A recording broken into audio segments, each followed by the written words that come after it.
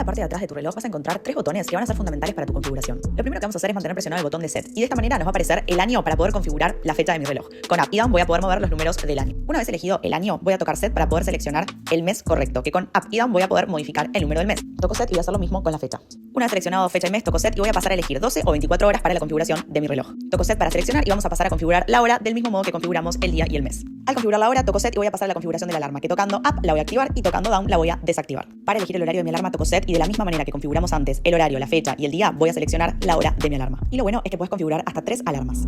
Apretando el botón de Set voy a poder elegir que mi alarma suene de lunes a viernes o que suene todos los días. Mantengo apretado el botón de Up para activar esta función y de Down para desactivarla. Recordá que al finalizar siempre tenés que tocar Set para guardar la configuración elegida. Una vez elegidas todas las opciones, vas a tocar Set para elegir el display que quieras. Tenés 2 opciones de display. Luego, manteniendo el botón de Up, vas a poder elegir la intensidad de la luz de tu reloj. Y siempre apretando Up vas a poder aumentar la intensidad. En la parte superior vas a poder cargar tu celular siempre y cuando tu reloj esté enchufado. Recordá que tu celular tiene que tener carga inductiva.